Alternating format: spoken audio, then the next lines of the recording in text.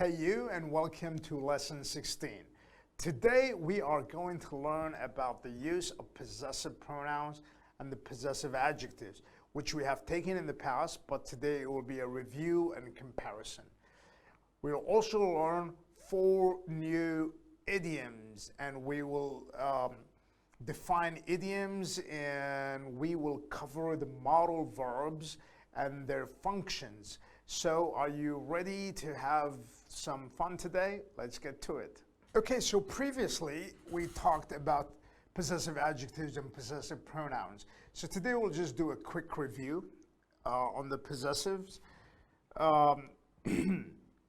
We have possessive adjectives are my, your, his, her, its, our, your, their.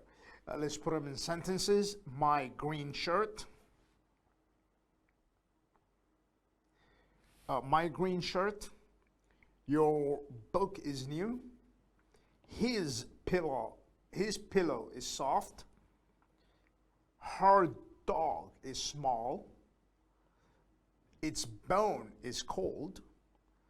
Our bird is noisy. Your house is big. Their car is slow. So these are possessive adjectives. Now, possessive pronouns are a little bit different, okay? My would become mine. In a sentence, it will be, this is my laptop, it's mine. So my would become mine. This is my laptop, it's mine. These glasses are mine, not yours. Yours is also a possessive pronoun. The possessive adjective for yours is your. We just add the S and it becomes a possessive pronoun. His is it's the same. His as a pronoun or as an adjective, it stays the same. This is my brother. This is my brother's book. It's his. Normally, possessive pronouns replace the noun. So when we use a possessive pronoun, we don't need to repeat the noun.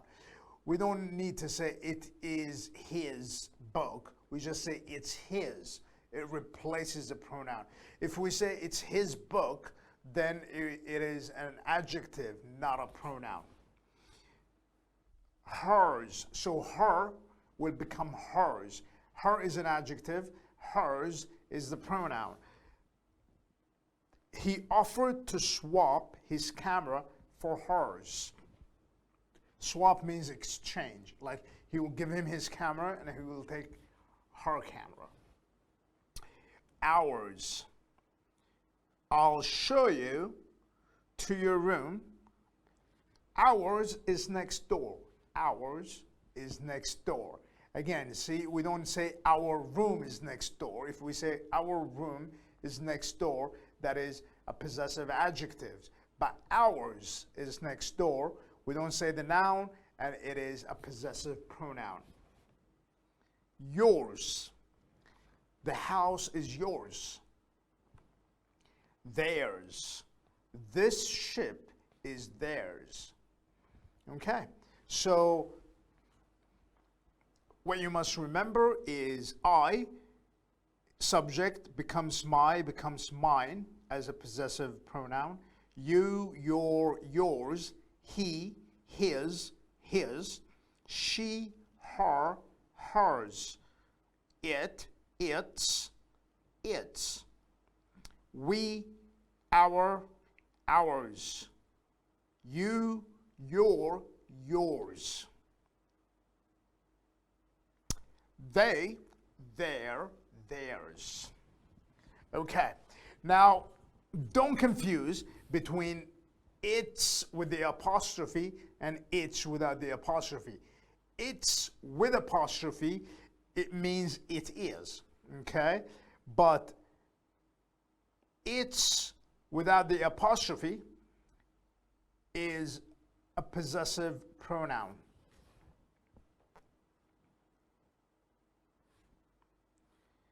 Now we are going to talk about idioms. Idioms are very important in the English language. English is actually called an idiomatic language because it's full of idioms. An idiom is an expression that is used very commonly and on wide range. It does not relate to the literal meaning of its words. What does that mean? It means you have an idiom, okay, but you cannot translate it word for word because you will just end up with an incorrect meaning. The meaning of the idiom is hypothetical or not literal. Learning idioms is fun, especially when you compare English idioms to the idioms in your own language. Today we are going to talk about 4 idioms. First idiom is clean bill of health. Clean bill of health. Go under the knife. Blow off some steam. To pull through.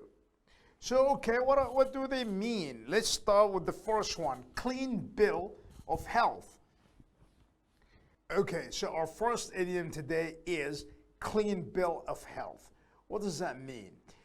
If you have a clean bill of health, that means that you have gone to the hospital, you've done tests, your physical or or any tests that you're supposed to do, and the results were all good, and you are a healthy person and you have no problems.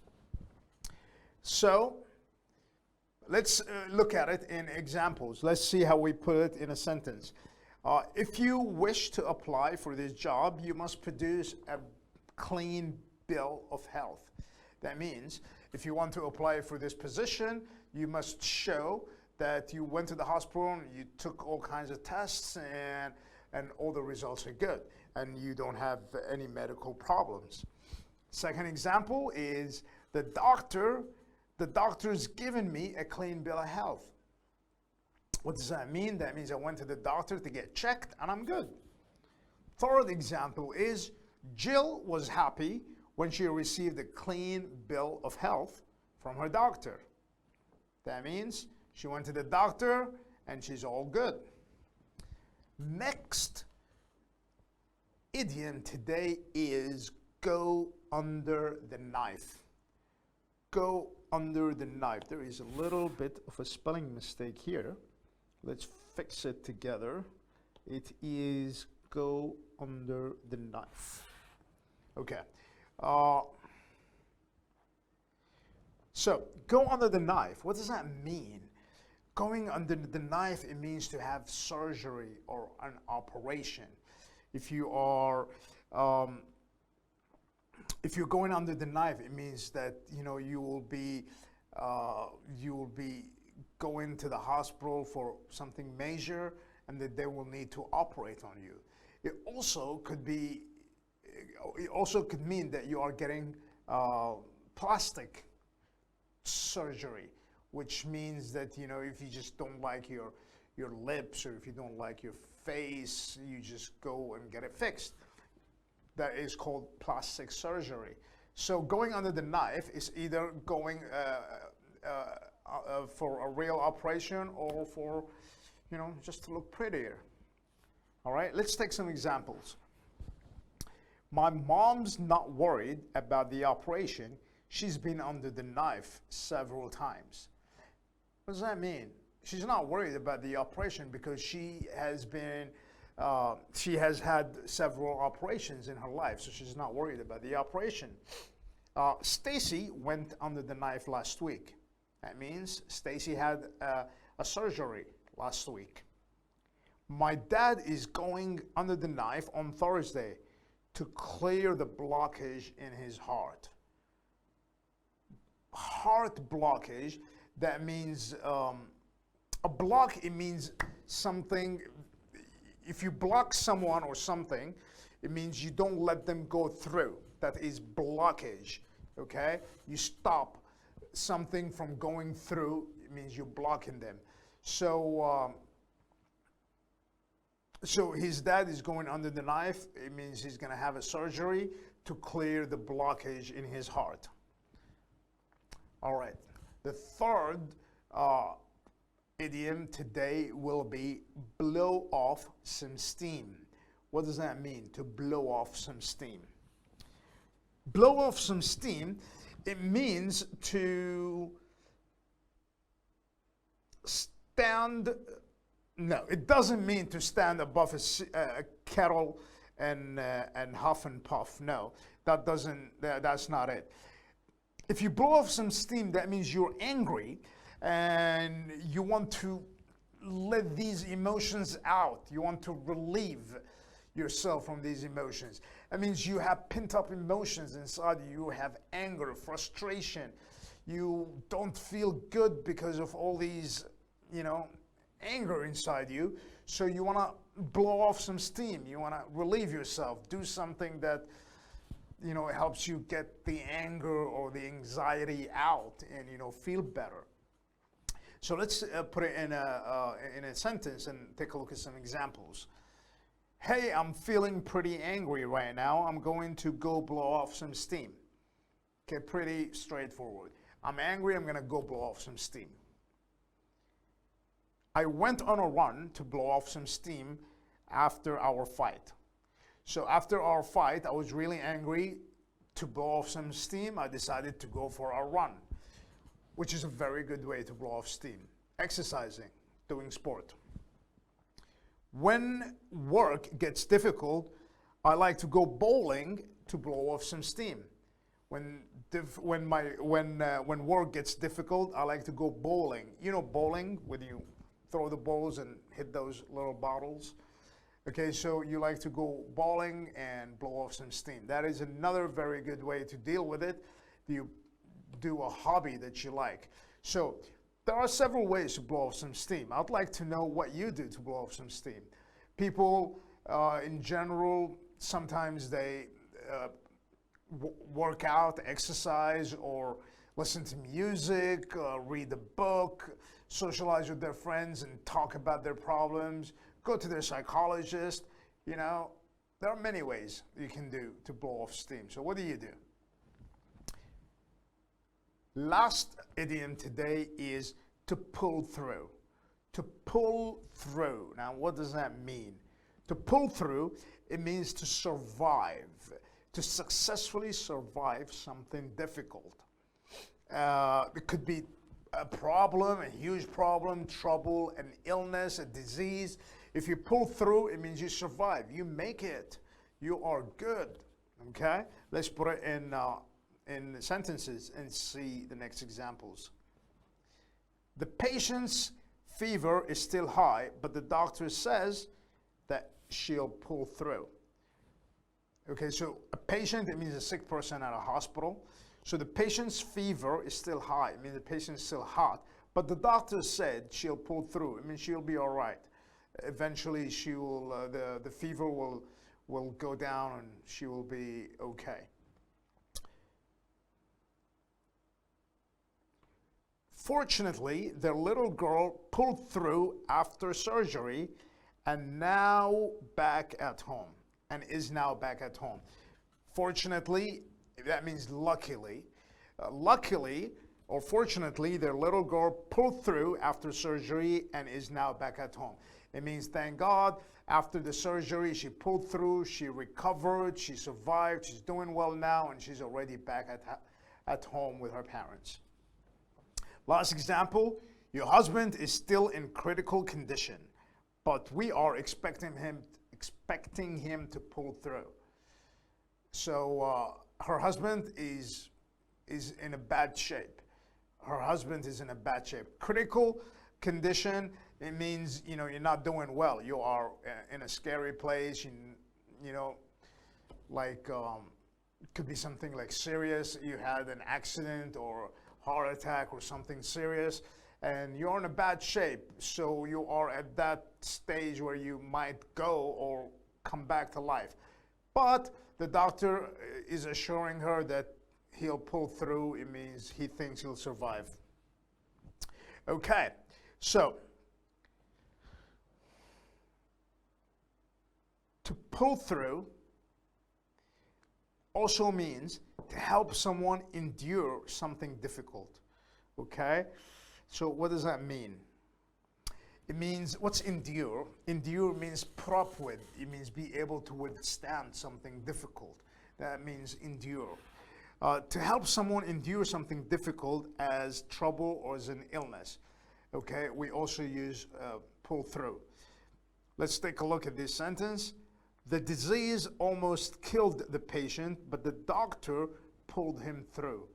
The disease almost killed the patient, but the doctor pulled him through.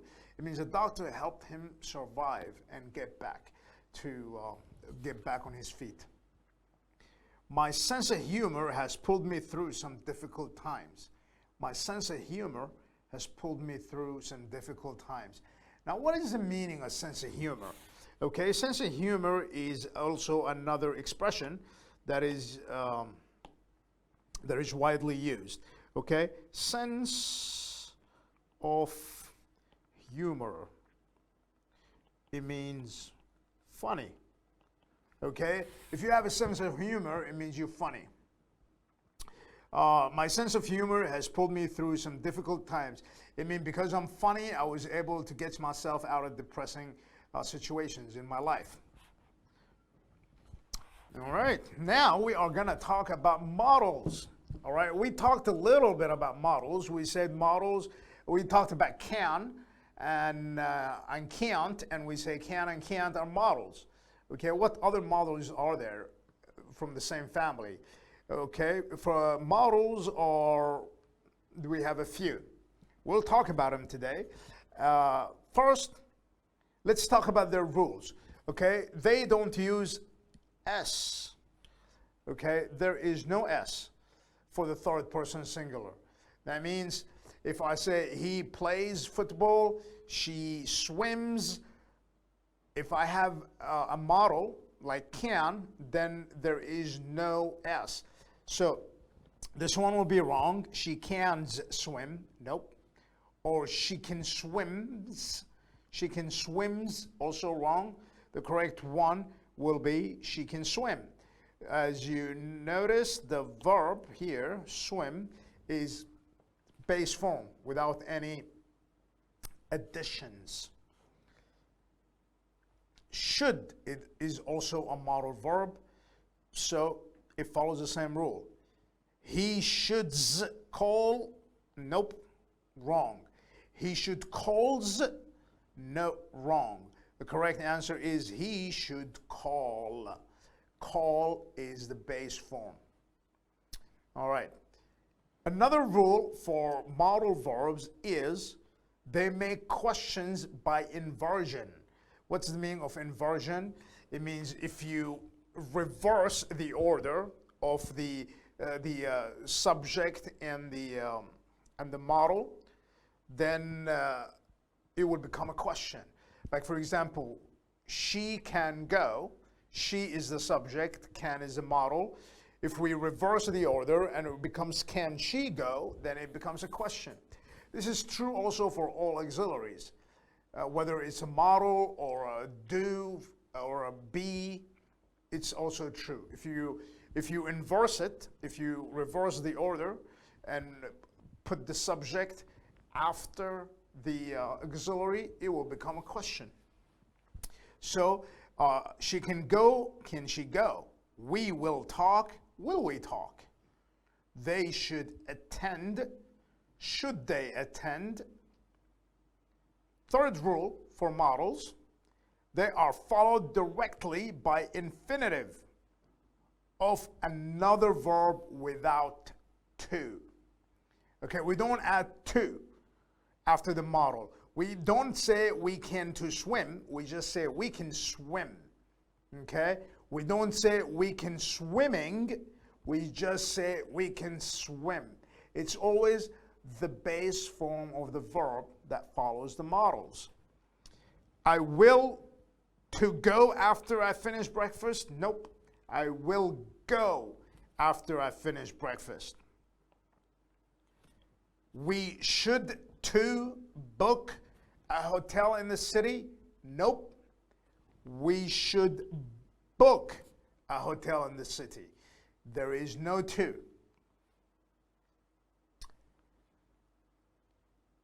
Let's take a look at other models. We have can, may, must, shall, will. Those are the models. Can, in the past, it becomes could. May, it will become might. Must, there is no past for it. Shall, it will become should. And will be would. Okay? Let's see examples of modal verbs in action. I can speak a little Russian. I can speak a little Russian. Can I open the window? Can I open the window? I may be home late. I may be home late. May I sit down, please? May I sit down, please? I must go now. I must go now. She must be over 90 years old. You should stop smoking. You would like a cup of tea? Oh, sorry. Would you like a cup of tea? I would like a cup of tea.